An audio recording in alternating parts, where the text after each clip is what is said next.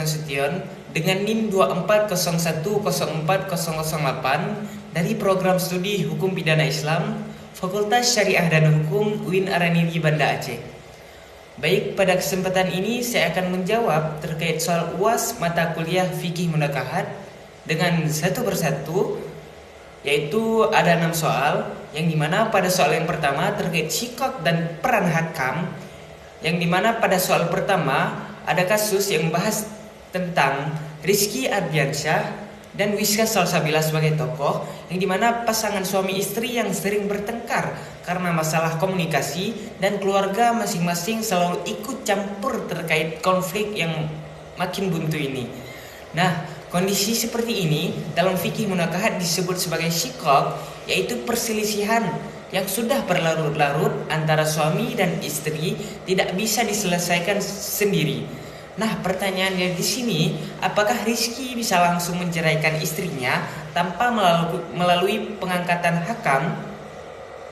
Jawabannya tidak bisa. Karena mengapa? Dalam fikih, ketika konflik sudah masuk kategori syikok, prosedur yang harus ditempuh adalah mengangkat hakam, juru damai dari pihak keluarga suami dan keluarga istri. Ini berlandaskan surah An-Nisa ayat 35 yang memerintahkan untuk mengutus seorang hakam dari keluarga pihak laki-laki dan seorang hakam dari pihak perempuan ketika ada persengketaan seperti ini. Dan di konteks Aceh sendiri, ini diperkuat dengan kewenangan mahkamah syariah, di mana hakim akan menunjuk hakam dari kedua belah pihak sebelum putusan cerai dijatuhkan. Yang dimana fungsi hakam ada 2 di sini. Yang pertama, berusaha mendamaikan kedua pihak yang utama, dan yang kedua, jika upaya damai gagal, hakam melaporkan hasil ke hakim untuk ditindaklanjuti secara hukum. Yang dimana efektivitas sangat bergantung pada netralitas hakam dan kesediaan kedua belah pihak untuk berunding secara jujur. Dan soal yang kedua terkait lafaz talak dan sorry atau kinayah. Dari kasus Muhammad Ziaul Haq Suja berteriak kepada istrinya saat bertengkar, "Kita selesai, pulanglah kamu ke rumah orang tuamu." Dan seminggu kemudian ia ingin rujuk. Pertanyaannya di sini, apakah ucapan itu sudah menjatuhkan talak? Dalam fikih munakahat sendiri, lafaz talak dibagi menjadi 2. Ada sorry, yaitu ucapan yang tegas dan jelas bermakna cerai seperti aku ceraikan kamu, dan kinayah, yaitu ucapan yang maknanya tidak langsung tapi bisa bermakna talak tergantung niatnya. Ucapan kita selesai, pulang ke rumah orang tuamu, ini masuk kategori lafaz kinayah. Karena mengapa? Tidak ada kata cerai ataupun talak yang disebutkan secara eksplisit di sini. Dan hukumnya, talak kinayah baru jatuh jika disertai niat menceraikan dari suami. Jika Muhammad Ziaul Haq mengucapkan sekedar dalam kondisi emosi tanpa niat adanya talak, maka menurut mayoritas ulama talak belum dijatuhkan. Tapi perlu dicatat penting di sini, ucapan ini disampaikan saat bertengkar. Sebagian ulama berpendapat bahwa marah yang tidak bisa menghilangkan kesadaran akal tetap bisa menjatuhkan talak kinayah apabila ada indikasi niat. Jadi kesimpulan nomor 2 ini, talak belum pasti jatuh tapi perlu klarifikasi niat dari suami Muhammad Ziaul Haq sebaiknya diselesaikan melalui konsultasi mahkamah syariah atau ulama yang berkompeten. Baik, pada soal yang ketiga terkait zihar dan kafarat di sini. Menurut kasus ini, ada yang mengatakan, bagiku punggungmu sekarang seperti punggung ibuku, aku tidak akan lagi menyentuhnya lagi. Sebulan kemudian ia mengatakan ia menyesal dan ingin berhubungan sebagai suami istri lagi. Ucapan seperti ini dalam fikih disebut sebagai zihar, yaitu suami menyerupakan istrinya dengan perempuan mahram yang haram dinikahi. Ini dilarang dalam Islam sebagaimana ditegaskan dalam surah Al-Mujadalah ayat 2-4. Keinginan suami untuk kembali setelah zihar disebut sebagai az'ar ruju, dan sebelum suami boleh kembali berhubungan dengan istrinya, ia wajib menunaikan kafarat zihar terlebih dahulu. Adapun urutan kafaratnya di sini, yang pertama, memerdekakan budak Dan jikalau ini tidak mampu, maka yang kedua, berpuasa 2 bulan berturut-turut. Dan jikalau ini juga tidak mampu, maka yang ketiga, memberi makan 60 orang miskin. Sebelum kafarat belum ditunaikan oleh suami tadi, ia tidak boleh menyentuh istrinya sama sekali. Dan inilah konsekuensi hukum dalam zihar. Bukan talak, tapi hubungan suami istri terputus sementara hingga kafarat itu tuntas. Baik, langsung saja lanjut ke poin nomor keempat terkait talak raj'i dan hak rujuk. Dari kasus ini tentang Uti Maharani yang diceraikan suaminya melalui putusan Mahkamah Syariah Sigli saat tidak dalam kondisi hamil. Tapi 2 minggu kemudian mantan suaminya datang dan ingin merujuk sepihak karena merasa masih punya hak.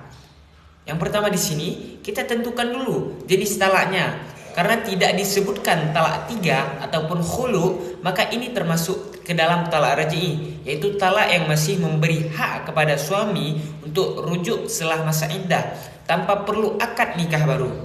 Dan menjadi pertanyaannya, apakah rujuk sepihak itu sah? Dalam fikih, khususnya mazhab Syafi'i yang dominan di Aceh, rujuk pada talak raj'i sah tanpa persetujuan istri, asalkan dilakukan dalam masa iddah. Dan adapun caranya dengan ucapan dan dianjurkan disaksikan oleh 2 orang saksi.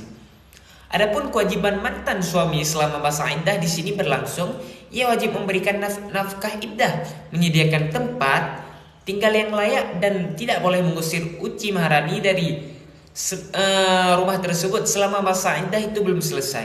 Jadi selama masa iddah belum habis, rujuk mantan suami Uti Maharani sah secara fikih dengan syarat kewajiban tadi terpenuhi.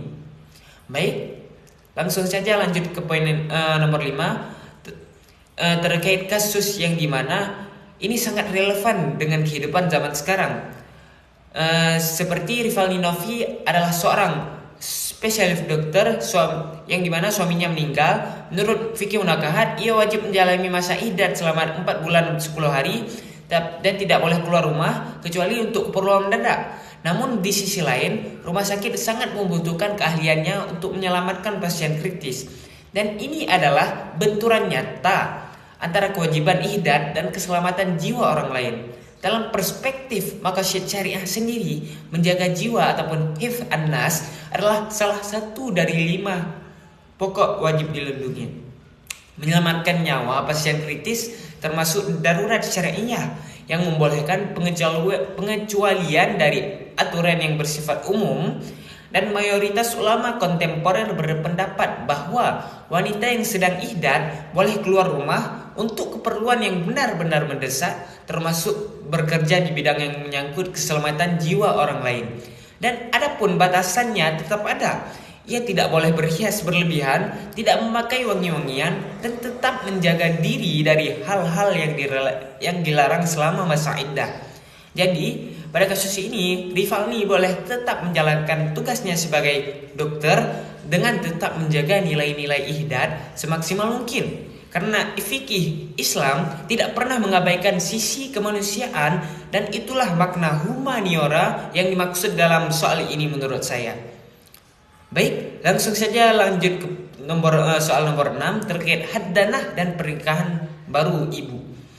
Yang dimana soal terkait kasus Gina menikah lagi 6 bulan setelah bercerai. Namun mantan suaminya lalu menuntut agar hak asuh anak dipindahkan kepadanya dengan alasan Gina lalai mengurus anak karena fokus pada suami baru. Yang jadi pertanyaan di sini, apakah pernikahan baru Gina otomatis menggugurkan hak haddanah? Dalam fikih munakahat, jawabannya iya. Secara prinsip, pernikahan seorang ibu dengan anak laki-laki yang bukan mahram si anak menggugurkan haknya sebagai pengasuh utama. Ini berdasarkan hadis Nabi yang menyatakan bahwa ibu lebih berhak atas anaknya selama ia belum nikah lagi. Namun alasan logisnya, dikhawatirkan perhatian ibu akan terbagi menjadi 2. Terbagi menjadi kepada anak, dan anak itu bisa kurang terurus. Namun gugurnya hak haddanah tidak berarti anak otomatis langsung diserahkan kepada ayahnya. Hakim tetap wajib mempertimbangkan kemaslahatan terbaik anak. Indikator yang dinilai antara lain kemampuan mengasuh, kedekatan emosional anak, anak dengan pengasuh, kondisi lingkungan yang aman, dan kemampuan memenuhi kebutuhan anak secara layak. Dan di sini, jika terbukti Gina memang lalai, maka Haddanah bisa berpindah ke ayah kandungnya. Tapi ini harus dibuktikan dan diputuskan melalui mahkamah syariah. Tidak bisa diklaim ataupun tidak bisa diambil keputusan secara langsung dan secara sepihak oleh satu pihak. Mungkin demikianlah jawaban yang dapat saya sampaikan dan saya uraikan menurut pemahaman saya dari ke-6 soal UAS mata kuliah ini. Semoga apa yang saya sampaikan ini bisa menjadi motivasi bagi saya, dan apabila terdapat kesalahan dari penyampaian ataupun dari jawaban saya, mungkin saya minta maaf Bu. Mungkin hanya ini yang bisa saya sampaikan. Atas perhatian dan pengertiannya saya ucapkan terima kasih. Wassalamualaikum warahmatullahi wabarakatuh.